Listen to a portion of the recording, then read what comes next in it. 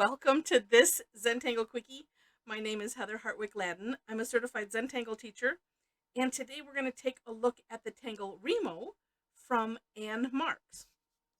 Okay, this is a neat border tangle or ribbon tangle. You could think of it. I sometimes call them line tangles because you could do it as a border. You could do it like along a string line, something like that.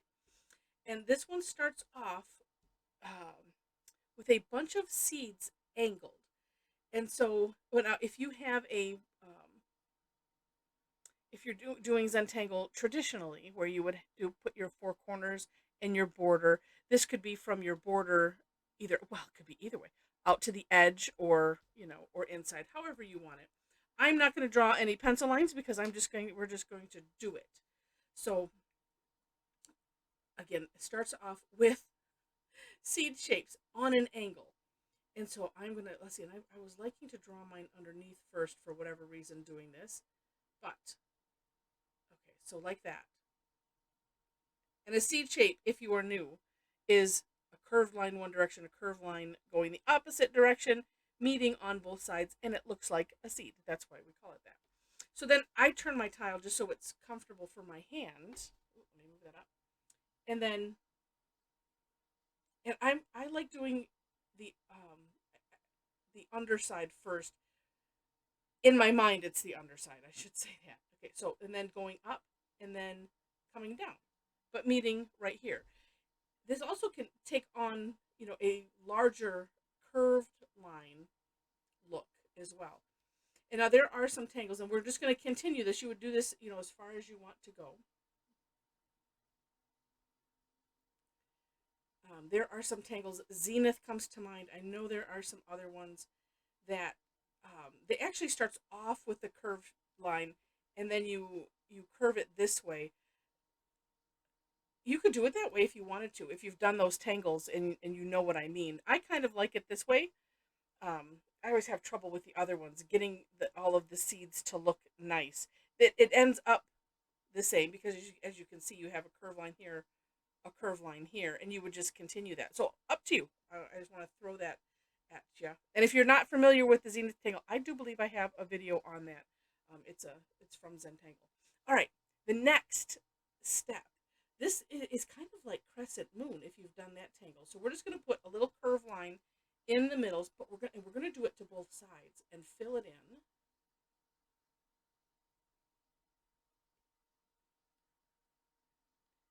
And then this, you could, well, with all of it, you can play, as we know. How the angles of these, how thick they are or how thin they are.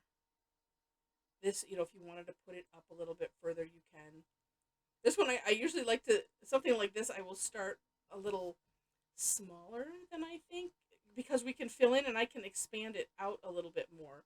So sometimes I will, you know, um, do that because like I can just do like this or like this one that's kind of uneven, and I can neaten it up and expand it just a little bit. All right, let me get these little side guys. All right, then just like crescent moon, we aura this filled in section. And just remember, we're doing it on both sides. And this, because the curve is so small, I decided not to turn my tile. Now, the next step, well, because of the way I've drawn this, I am just going to pretend that that I have a border line here, because the next step is drawing some straight lines. And let's see. Let's see if we can do this without a pencil line border. I think we can. Sure. And this is just eyeballing. Oh, that has a neat look. And what an angle, turning your tile whichever direction is easiest for you to eyeball this. One of the things, and you're probably thinking, well, just draw a pencil line and it would be easier.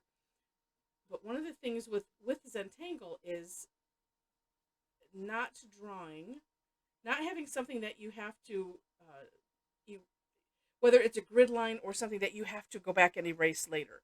So that's why I did not draw one, because I'm just drawing this as it is, not necessarily as a border. It's just a design in the center here. I could go and, do some other ones. I could do some other things if I wanted to. And then on top of it, I also wanted to see, oh, let's see what it looks like, without anything. And I think it's rather neat. And you know what? Not having it, let's say, this I did really good. This, not so much. But you know what? I almost wish now I had maybe done it a little more uneven, because it kind of is neat having it a bit uneven. I like it. All right. And then it's, shading. And I will tell you this. Take a look at the For More Inspiration link, because Anne does have some variations listed on her version of the Step Out.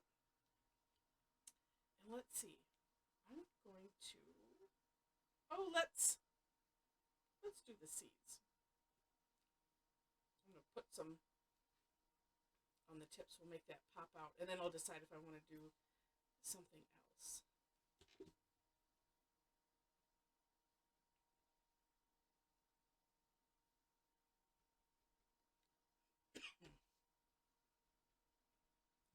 And I'm just bringing the graphite in towards the center. When I do seeds, I like to do it, bring the graphite in about a third of the way, so that way you have that center third as the shiny part.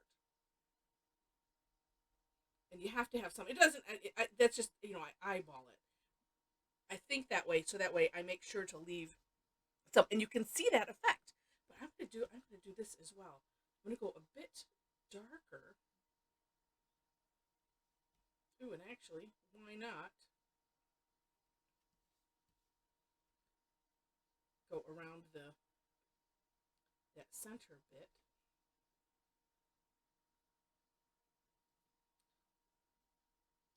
Now, what's neat about this is, and actually, if you look at the For More Inspiration, like one of Anne's samples is, she has it in a Zendala around. Uh,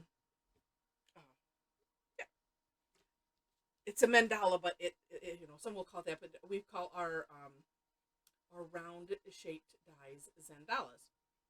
So she's done this tangle in the round, and it looks really neat.